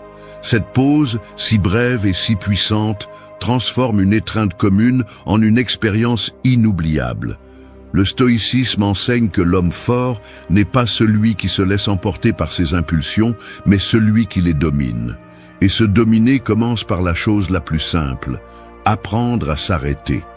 Tu n'es pas un animal qui agit par instinct, tu es un homme qui peut décider. Imagine la différence entre quelqu'un qui réagit nerveusement et quelqu'un qui, avant d'étreindre, s'arrête, soutient le regard et se livre ensuite au geste. Le premier passe inaperçu, le second laisse une trace. Parce que ce n'est pas la force de l'étreinte qui est mémorable, c'est l'énergie que tu transmets avant et pendant ce contact. Chaque fois que tu pratiques cette leçon, tu construis ta présence. La pause est ton arme secrète, ta façon de montrer que rien ni personne ne te presse. Et lorsque tu réussiras à faire transmettre cette sérénité par tes étreintes, tu auras compris l'essentiel. La grandeur d'un homme ne réside pas dans la vitesse de ses réactions, mais dans le calme avec lequel il choisit chacun de ses actes. 2. Ressens d'abord l'énergie de l'autre. Un navigateur qui entre dans des eaux inconnues ne se jette pas aveuglément. Il observe d'abord les courants, ressent le vent, mesure la force des vagues et décide ensuite comment bouger son bateau. C'est cette même attitude que tu dois adopter dans une étreinte. Avant de te lancer, apprends à percevoir l'énergie de l'autre personne. Parce que tous les câlins ne sont pas les mêmes. Certains apportent de la joie, d'autres cachent de la tristesse, d'autres cherchent du soutien. Et si tu ne sais pas ressentir ce que l'autre transmet, ton geste restera vide, mécanique, sans impact réel. Beaucoup d'hommes échouent à ce stade parce qu'ils pensent qu'un câlin n'est qu'une formalité physique, quelque chose qui se fait par habitude. Ils se précipitent rapidement, sourient par inertie et manquent le plus important, la connexion. Le véritable pouvoir d'un câlin ne réside pas dans les bras, mais dans la capacité à lire l'autre, à t'arrêter un instant et à percevoir ce qu'il met sur la table émotionnelle. Cette lecture silencieuse est ce qui te permet de répondre avec intention et non seulement avec mouvement. Quand tu t'approches de quelqu'un, observe sa posture, son regard, la façon dont il s'approche. Si la personne le fait lentement, elle cherche probablement du réconfort, pas de l'euphorie. Si elle arrive avec énergie, elle attend peut-être une réciprocité dans l'intensité. Cet exercice d'attention te transforme en quelqu'un de différent, parce que tu ne donnes pas un câlin automatique, tu en donnes un qui répond à ce que l'autre a besoin de ressentir. Et c'est ce qui fait que l'expérience reste gravée. L'homme qui ne sait pas lire l'énergie transmet une déconnexion. Celui qui l'aperçoit devient quelqu'un d'inoubliable. Ce n'est pas une question de compétence mystique, c'est une question de présence. Être attentif, regarder vraiment, te permettre de ressentir avant d'agir. L'erreur commune est d'entrer en contact sans regarder, sans écouter avec les sens. Il faut arrêter une seconde et laisser l'autre personne te parler sans mots. Cette écoute invisible est le début de toute empreinte émotionnelle. Pratiquer cette leçon exige de la discipline au quotidien. Lorsque tu parles à quelqu'un, fais l'effort conscient d'écouter au-delà des mots. Observe les gestes, la respiration, la tension dans les épaules. Tu découvriras que la majorité de la communication ne se trouve pas dans ce qui est dit, mais dans ce qui est montré. Cette pratique, répétée quotidiennement, affinera tes sens pour le moment de l'étreinte. Il viendra un moment où tu n'auras plus à forcer. Tu ressentiras naturellement l'énergie de l'autre avant de bouger. Le stoïcisme enseigne à vivre avec conscience, à observer sans se laisser emporter par les impulsions. Ressentir d'abord l'énergie de l'autre, c'est appliquer cette philosophie dans tes gestes. Tu n'es pas un homme qui agit par habitude, tu es un homme qui décide de répondre avec présence. Ce détail change tout, parce que l'autre personne perçoit que tu la regardes, que tu la ressens, que ce n'est pas une formalité de plus dans ta journée. Imagine la différence. Un câlin donné sans réfléchir, rapide, superficiel, qui passe et s'oublie, face à un câlin où l'autre personne remarque que tu l'as d'abord ressenti, que tu as perçu son état et que ton geste s'est adapté à cela. Le premier s'efface en quelques secondes, le second laisse une trace. Parce que la connexion ne se trouve pas dans la force de l'étreinte, mais dans la profondeur de ton attention. Chaque fois que tu pratiques cela, tu entraînes un pouvoir que peu de gens maîtrisent, la capacité de ressentir avant d'agir. Et quand tu y parviens, tes câlins ne seront pas seulement des gestes sociaux, ce seront des expériences qui transmettent compréhension, respect et une sérénité qui est difficile à oublier. 3. Rends le geste avec intention, pas avec nervosité. L'archer qui tire sans calme échoue, non pas parce qu'il manque de force, mais parce qu'il laisse l'anxiété contrôler ses mains. Cette même anxiété apparaît chez de nombreux hommes lorsqu'ils rendent une étreinte. Ils bougent rapidement, serrent trop fort, rient sans raison, cherchent à combler un vide avec des gestes maladroits. Et ce qu'ils transmettent n'est pas une présence, mais de la nervosité. Si tu veux que ton étreinte soit mémorable, tu dois apprendre à rendre le geste avec intention, pas avec insécurité. Quand quelqu'un t'embrasse, ne réponds pas comme si tu étais un réflexe automatique. Arrête-toi une seconde, respire, puis rends le geste avec détermination. La pause précédente fait la différence, car elle montre que tu choisis d'embrasser, pas que tu réagis sans contrôle. Ce choix silencieux communique que tu sais gérer la situation, que tu n'as pas besoin d'impressionner, que tu es là avec fermeté. La nervosité se trahit toujours. On la remarque dans les bras tendus, dans le regard dispersé, dans le besoin de parler trop. L'intention, en revanche, se perçoit dans le mouvement sûr, dans le calme du visage, dans la façon de tenir l'étreinte juste le temps qu'il faut. Tu n'as pas besoin d'exagérer pour marquer les esprits. Tu as besoin de montrer que ton énergie est sous contrôle. Entraîne cette attitude au quotidien. Quand tu salues, quand tu serres la main, quand tu réponds à n'importe quel geste, fais-le sans hâte. N'agis pas pour plaire, agis avec détermination. Cette pratique, répétée chaque jour, te prépare à rendre une étreinte avec sérénité. L'autre personne sentira que ton geste ne naît pas de la nervosité, mais de la clarté avec laquelle tu choisis d'agir.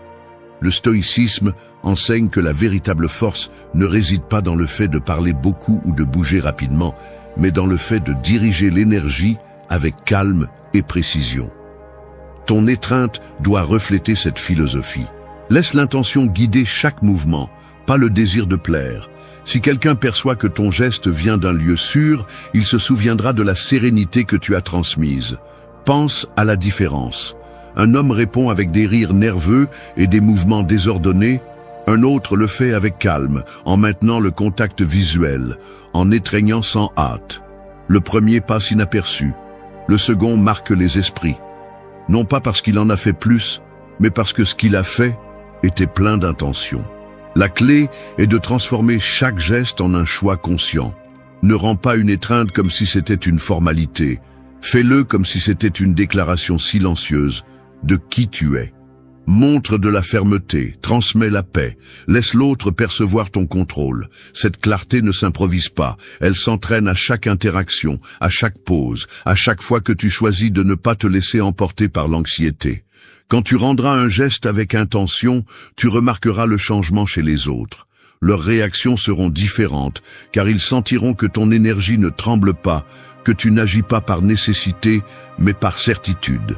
Et cette certitude est ce qui transforme une étreinte en un souvenir inoubliable.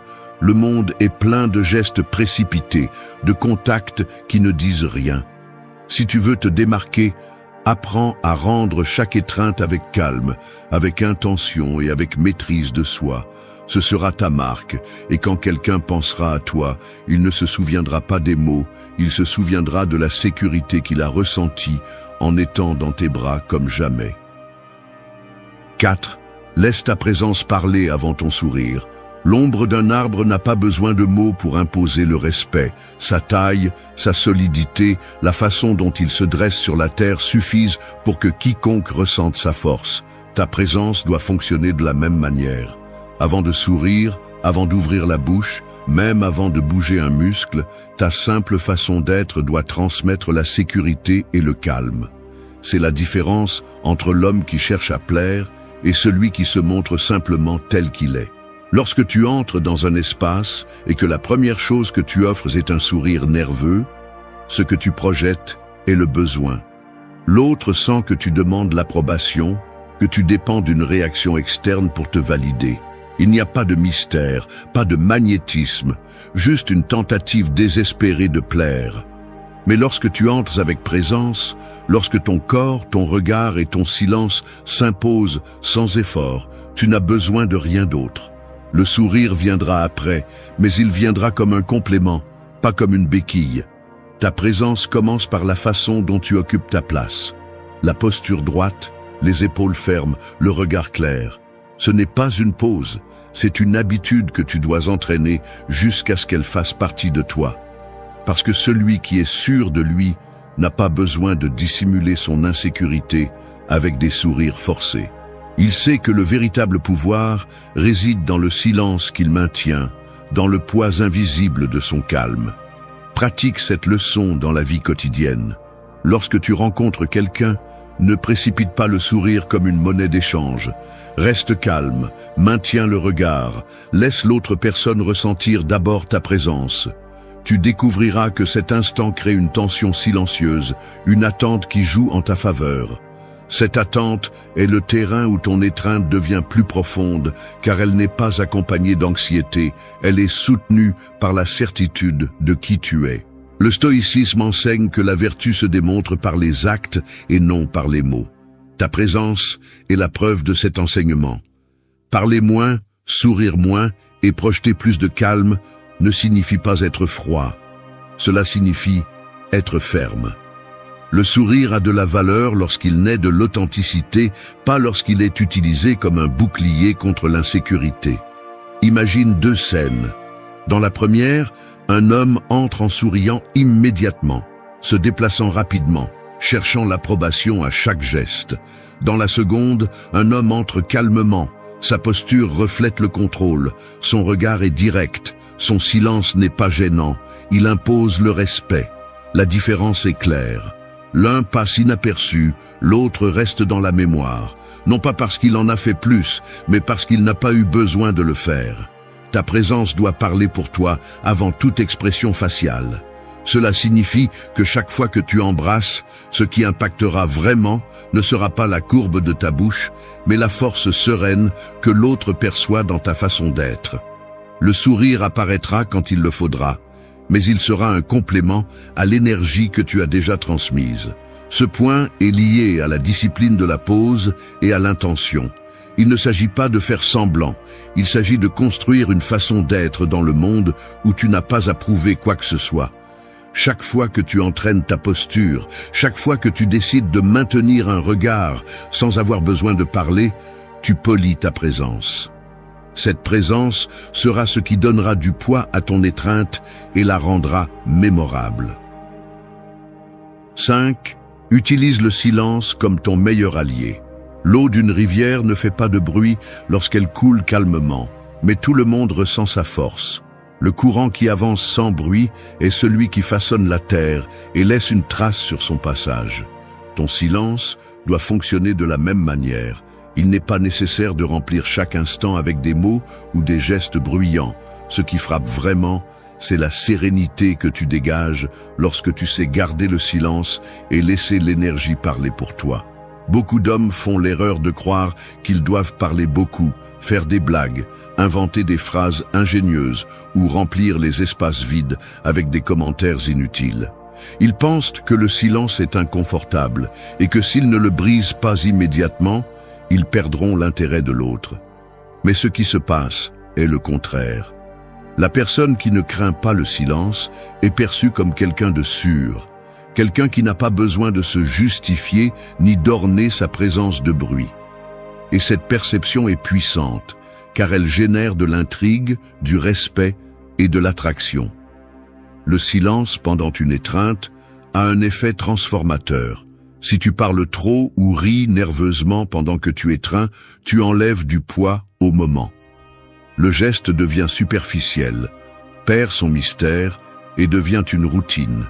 Mais si tu sais rester silencieux, si tu permets que le contact physique et ton énergie soient les protagonistes, l'expérience devient profonde. Ce calme silencieux transmet quelque chose qu'aucun mot ne peut égaler, la maîtrise intérieure. Pratiquer le silence ne signifie pas être distant, cela signifie être conscient. Cela signifie ne pas réagir impulsivement, ne pas chercher à combler un vide, mais laisser le calme parler pour toi. Commence à le pratiquer dans ta vie quotidienne. Lorsque tu es dans une conversation, n'interromps pas avec des réponses rapides, écoute, garde le regard et laisse l'autre sentir ton attention. Tu découvriras que le silence bien utilisé a plus d'impact que n'importe quel discours. Le stoïcisme enseigne à valoriser l'essentiel et à ne pas gaspiller d'énergie sur ce qui n'apporte rien. Parler pour parler est une perte de force inutile. Le silence, en revanche, concentre ton énergie et la transforme en présence. Cette présence est ce qui fait la différence à chaque rencontre, car les gens se souviennent plus de la façon dont tu les as fait se sentir que de ce que tu as dit. Et personne n'oublie la sécurité que transmet quelqu'un capable de maintenir le calme sans avoir besoin d'ornement. Imagine deux scènes. Dans l'une, quelqu'un t'étreint tout en parlant trop, riant sans contrôle ou faisant des commentaires sans importance. Dans l'autre, quelqu'un t'étreint en silence, fermement, calmement, sans avoir besoin de justifier quoi que ce soit. Lequel des deux restera gravé dans ta mémoire? Le second. Parce que le silence n'a pas gêné, au contraire. Il a donné de la force au moment. Il l'a rempli d'une intensité que l'on n'atteint que lorsque quelqu'un n'a pas peur de rester silencieux. Fais du silence ton allié à chaque interaction. Lorsque quelqu'un t'étreint, ne ressens pas l'urgence de parler ou de chercher une réaction immédiate. Reste tranquille, laisse ta respiration donner le rythme et laisse l'autre personne percevoir la stabilité que tu portes en toi. Ce geste silencieux deviendra un message plus fort que n'importe quel mot. Je suis maître de moi-même. Chaque fois que tu pratiques cette leçon, tu entraînes ta maîtrise intérieure. Il ne s'agit pas d'être silencieux tout le temps, mais d'apprendre à choisir quand parler et quand se taire. Et quand tu y parviendras, tu découvriras que le silence n'est pas vide, c'est du pouvoir. 6. Répète le calme à chaque rencontre. La mer n'impressionne pas parce qu'elle a une seule vague forte. Elle impressionne parce qu'une vague après l'autre arrive avec constance, parce qu'elle ne faillit jamais, parce que sa force est stable et répétée. Ainsi doit être ton calme. Il ne suffit pas de montrer de la sérénité à un moment isolé, puis de revenir à l'agitation habituelle. Si tu veux que les autres te perçoivent comme quelqu'un de solide et mémorable, tu dois répéter ce calme à chaque rencontre. La constance est ce qui transforme une impression passagère en une réputation solide. Beaucoup d'hommes font l'erreur de ne faire des efforts qu'au début. La première fois qu'ils saluent ou embrassent, ils montrent du contrôle, mais lors de la deuxième interaction, ils laissent échapper leur nervosité. Cette incohérence est un message clair. Il n'y a pas de maîtrise réelle, juste une tentative temporaire de faire semblant. Ton objectif n'est pas de faire une seule impression, c'est de montrer que ta sérénité est authentique et constante. Chaque fois que tu rencontres quelqu'un, garde la même posture, le même contrôle dans le regard, la même pause avant de réagir. Cette répétition construit la confiance. L'autre comprend que ce n'est pas un acte planifié, mais ta véritable façon d'être dans le monde. Cette constance est ce qui génère le respect et ce qui fait que tes gestes ne sont jamais oubliés. Le stoïcisme enseigne que la discipline ne se démontre pas par un acte isolé, mais par la capacité à soutenir un principe tous les jours. Ton calme doit refléter cette discipline. Ce n'est pas quelque chose que tu appliques seulement quand tu veux plaire, c'est quelque chose que tu entraînes jusqu'à ce que cela devienne ton état naturel. Et quand tu réussiras à le maintenir à chaque interaction, ton étreinte ne sera plus un geste quelconque, ce sera la confirmation de la force interne que tu portes toujours avec toi. Pense à la différence entre quelqu'un qui transmet la sérénité une fois, puis se brise, face à quelqu'un qui maintient toujours son contrôle. Le premier confond, génère des doutes, parce que son énergie change facilement. Le second inspire confiance, parce que tu sais que peu importe la circonstance, il restera solide. Cette stabilité est ce qui attire, ce qui donne la paix, ce qui fait la différence. Pratique cette répétition dans le quotidien.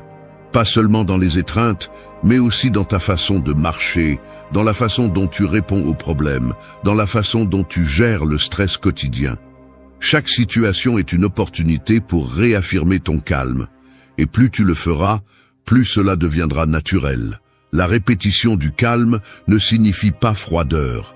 Il ne s'agit pas d'être distant, mais de montrer que ton intérieur ne change pas avec chaque vent extérieur, que tes émotions ne gouvernent pas ton comportement, que c'est toi qui donnes le rythme. Cette sérénité constante ne transforme pas seulement la façon dont les autres te voient, elle transforme aussi la façon dont tu te perçois toi-même. Tu te rends compte que tu n'as pas besoin de surjouer ni de chercher la validation, parce que tu as déjà le contrôle. Quand quelqu'un recevra ton étreinte pour la 2e, la 3e ou la 4e fois et ressentira exactement la même stabilité, il comprendra que ta présence n'est pas un accident, mais une certitude. Cette répétition est ce qui transforme le quotidien en extraordinaire. Parce que dans un monde plein de personnes qui changent au moindre détail, être constant dans ton calme te rend unique, te rend inoubliable. 7. Laisse ta valeur se montrer dans ce que tu es, pas dans ce que tu dis. Une épée n'a pas besoin de proclamer qu'elle coupe, son tranchant suffit à le démontrer. De la même manière, ta valeur ne se mesure pas par les mots que tu utilises pour convaincre, mais par l'énergie que tu transmets sans parler. Beaucoup d'hommes pensent qu'ils ont besoin de phrases ingénieuses, de grandes promesses ou de discours interminables pour impressionner. Mais la vérité est autre. Ce qui fait vraiment la différence, c'est la solidité de ce que tu es, pas ce que tu essaies de paraître avec des mots. Quand tu ranges une étreinte avec nervosité et que tu la remplis ensuite de commentaires forcés, ce que tu projettes, c'est de l'insécurité. Les mots deviennent un déguisement pour cacher le manque de fermeté interne. L'homme qui se connaît et se respecte n'a pas besoin de remplir chaque silence avec des explications. Sa présence suffit. La façon dont il reste calme, la confiance dans son regard, la stabilité dans son geste, tout cela communique plus que n'importe quel discours. La valeur authentique se perçoit toujours dans ce que tu fais sans parler, dans la façon dont tu occupes ton espace, dans la sérénité avec laquelle tu étreins, dans le calme qui ne se brise pas face au bruit extérieur. Cette authenticité n'a pas besoin d'ornement car elle se ressent. Et celui qui reçoit ton étreinte la perçoit comme une vérité silencieuse, quelque chose qui n'a pas besoin de justification. La pratique stoïcienne enseigne que les mots vides ne construisent pas la réputation. Ce qui construit, c'est la cohérence entre ce que tu penses, ce que tu ressens et ce que tu fais. Si tu veux que ton étreinte soit mémorable, ne t'efforce pas de dire trop. Efforce-toi d'être cohérent. que ton calme ne soit pas un acte isolé, mais le reflet de la discipline que tu mènes dans ta vie. Que ton énergie ne soit pas un déguisement momentané, mais l'empreinte d'un caractère travaillé en silence. Pense à la réaction des gens face à quelqu'un qui parle beaucoup, mais ne soutient pas ses paroles.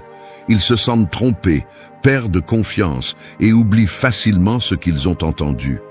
Maintenant, pense à quelqu'un qui ne parle pas beaucoup, mais dont la simple présence inspire le respect. On ne se souvient pas de ce qu'il a dit, on se souvient de comment il a fait se sentir.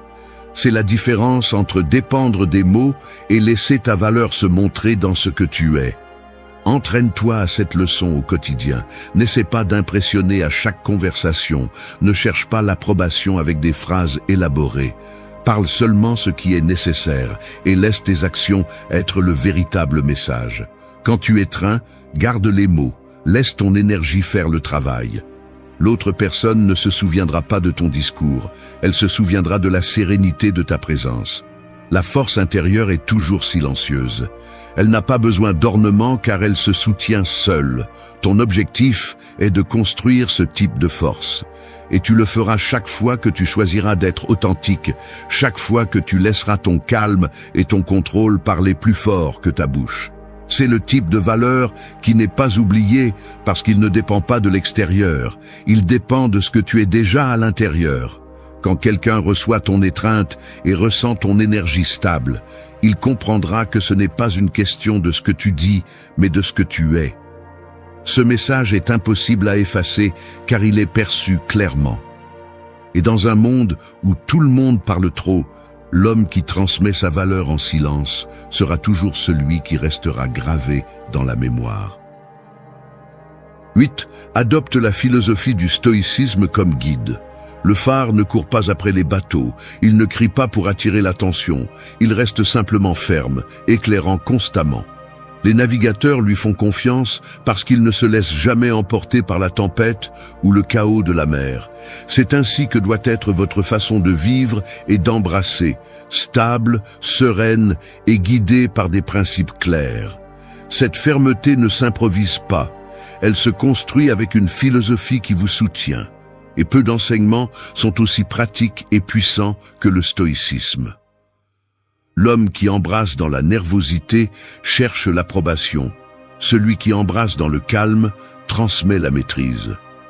Le stoïcisme vous apprend à être ce second homme, parce qu'il vous rappelle que vous ne contrôlez pas les réactions des autres, vous contrôlez seulement votre façon d'agir.